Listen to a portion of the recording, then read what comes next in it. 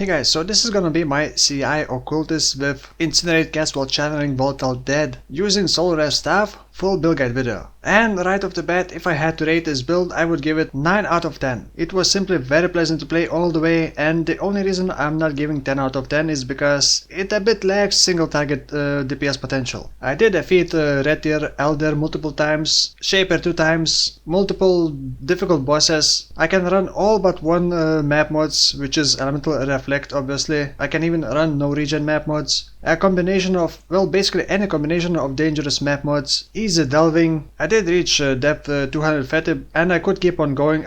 Well, simply it was time to move on to the next build. And in many of the clips my Incinerate and Volatile Dead were level 19. And I reached level 92, which never happened before. I never even reached level 91 because I simply didn't have any incentive. Maybe it's a combination of a good league and good build, but I really enjoyed this build. However, I'm gonna show you a couple of clips where this build struggled. And then I'm gonna talk about items, skills, links, passive skill tree and all that stuff. As always, in video description you can find timestamps and other useful info. So maybe let's start with Elder Guardians. And to my surprise, Eradicator boss was not the difficult one. This is tier 13 by the way. A quick tip, if you want to avoid the annoying lighting tendrils thing when he goes up and starts shooting, just flame dash or use other movement skill to move from one side to another side of the Eradicator, because he cannot turn very fast enough. And if you try to run far away from him, he will most likely catch up to you and will kill you. But I did have a problem with Fire Guardian. CI is a bit annoying because if any degen is applied on you, you cannot recharge your energy shield. So I got ignited and did not have burn removal flask. Then the tier 15 Elder fight. It wasn't difficult at all, but like I said, my single target DPS is a bit lacking. Elder went down pretty easily, then portals were not a problem. The only problem with portals is that enemies from the portals do not leave corpses, so you still need to keep making corpses with Desecrate. At the end of the Elder fight, well, I simply made a mistake thinking that I can just tank it and finish it up, but well, I made a mistake like I said. But otherwise it was pretty easy fight. As for the bosses like Hydra, which move a lot and you need to reposition yourself a lot, it did take quite a bit to deal with that boss. Same goes with Phoenix actually. The only real problem was Chimera, as always. Since this build doesn't have any armor and doesn't have any physical damage mitigation, when Chimera goes into the smoke cloud phase, it keeps dealing physical damage, and if you cannot find Chimera fast enough, well, you will end up dying, which happened multiple times for me. Another similar issue was the Dareza right before the Shaper fight. I entered his zone and he created multiple swords right on top of me, which of course deal physical damage, and I just couldn't do anything and I just died. And I think I died like 3 times in that fight. While the Shaper was pretty easy, like I said, single target is not that impressive and you also do need to reposition yourself quite a lot, but it went pretty smoothly. Also, I did manage to defeat tier 16 Vaal Temple bosses. Unfortunately, I cannot remember what map mods it was, but it was pretty dangerous map mods. And as for the delving, I did find Vaal City boss. It did not have any dangerous mods, but it was at around depth 220, I believe, or something like that. Now, the funny thing that happened is I died at the very end of the fight, but my Phantasms still managed to defeat it. It did complete the challenge reward, and I could repeat that boss fight again. Not sure if it is a bug or not, but on the first fight I got Cerberus Limb, which is trash unique. And when I repeated that fight, I actually managed to defeat it properly. And this time I got, well, good drop. Unique map, which was like 80 chaos. And that pretty much covers all the clips that I had, so let's talk a bit more how this build works. And you can say that this build is focused around Soulwrest staff, which is very cheap and you do not need to 6 link it, you only need to 6 socket it. And the way it works is, you trigger level 20 summon Phantasm skill when you consume a corpse. These Phantasms are the same minions as from summoned Phantasm on kill support gem, except you don't need to worry about on kill effects and you can summon them by destroying corpses, consuming corpses. And there are multiple ways to consume corpses like Spirit Offering, Flesh Offering, Bone Offerings, using Raise, Zombie, Cremation,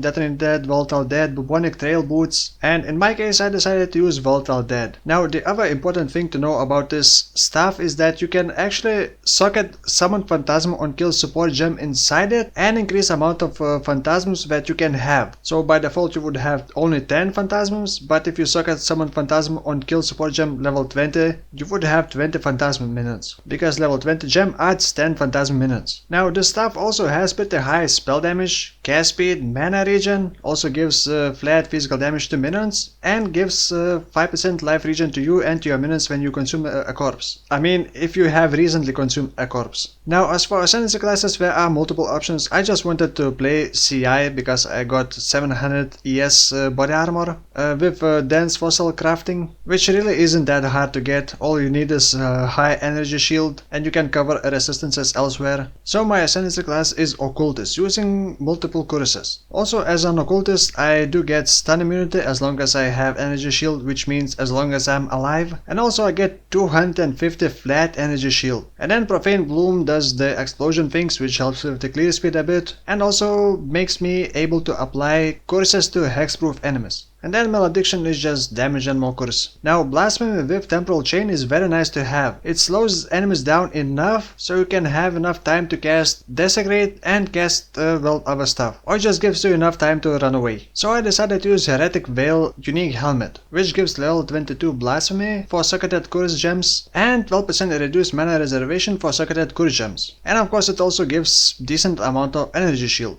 Now, other very important items are rings like these. Increased energy shield from body armor. In path of building it's not even calculated, but in game it gives me almost 500 ES per ring. Of course, if you have decent body armor with a lot of energy shield. And you can craft rings like these with dense fossils. You can also craft a belt like that and amulet. But I don't have amulet like that. But nonetheless, I still got pretty decent amulet.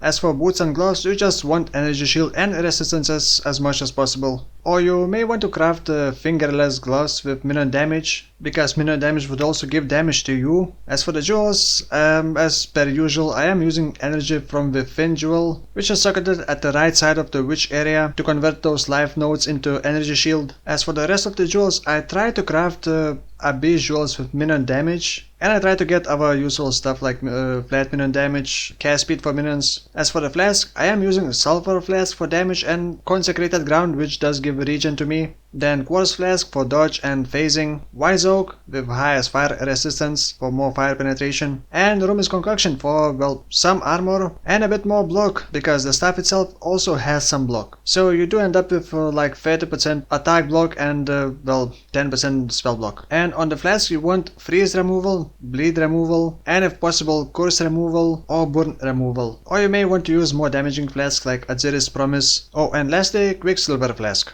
Now for the skills, you don't actually have to use Incinerate, you could use Scorching Ray. I just prefer to use Incinerate. But of course you would not be able to use Immolate with Scorching Ray. So my main setup is Incinerate linked with Cast While Channeling, Volatile Dead, Control Destruction, Elemental Focus and Immolate. And yes, because of Elemental Focus it means I need something else to ignite enemies. So for that I am using my Phantasms to ignite. So inside the staff, by the way, we don't need to be linked. Inside the staff I have added fire damage, minion damage, combustion, summon Phantasm on kill support gem, control destruction, and quality lesser multiple projectiles. And Phantasm minions cast spell physical projectiles. But in Path of Building currently it does not have that, it only uses default attacks, so it doesn't scale with control destruction and other things like that. Another option would be to focus more on your Phantasm minion damage and less on your own damage, and I have seen people doing that, but this is more of a hybrid caster minion build, since I don't really have auras, so my minions are not that strong, and I do have clear speed set up, so I don't really need GMP for my minions, and I would sometimes swap lesser multiple projectiles with slower projectiles, but it also makes their range very short, so actually no swapping is needed. Or you could use something like faster casting or even Immolate for them instead of LMP and just clear speed yourself and use Phantasms for single target only. Next, inside my helmet I have Temporal Chains, Flammability, Enlighten and Vaal Discipline. And remember, helmet itself has level 22 Blasphemy. By the way, Enlighten is only level 2, it doesn't have to be level 3. But my Clarity inside boots, by the way, is only level 11. This is because I don't need a higher level Clarity and it would reserve more of my mana, and I do have just enough mana regen to sustain all of my mana needs. Now, to increase my damage a bit more, I am also using Elemental Weakness linked with Arcane Surge, level 10 and increased duration. And casting Elemental Weakness gives me 7 seconds arcane buff, which does give spell damage, cast speed and mana regen. And lastly, I have Flame Dash linked with faster casting, Desecrate and Spell Cascade. Faster casting is mostly just to make it a bit smoother. And with one Desecrate you create 15 corpses, and the cooldown is not that bad, but you do need to constantly use Desecrate against single target. It takes a bit less than 2 seconds to consume all those 15 corpses, while the cooldown on Desecrate is 2.5 seconds. Alternatively, you may want to use Spell Totem with GMP and Anef, but Anef can only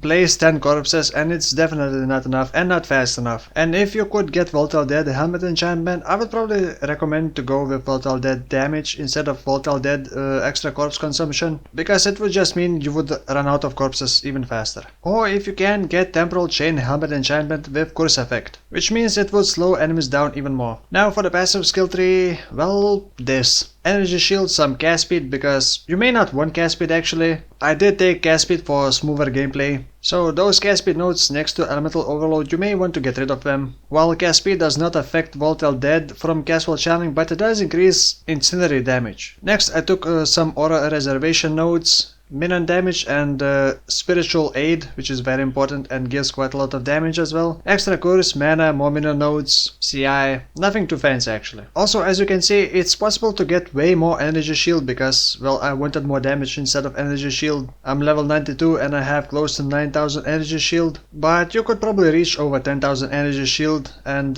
maybe drop couple curse nodes or maybe cast speed nodes. So I think this build is probably adaptable to hardcore. Like I said at the start, I'm very happy with this build and very satisfied, and I did not want to stop playing it, but it was time to move on to the next build. As for my next build, I'm actually making Ice Nova Inquisitor. Well, Ice Nova have not been buffed, but the visuals have been updated and it does look way cooler now. And I did craft a build with over 400,000 Shaper DPS from Ice Nova, so it's not gonna be endgame build, it's just gonna be build for fun. And that's gonna be it. Thank you for watching and see you soon.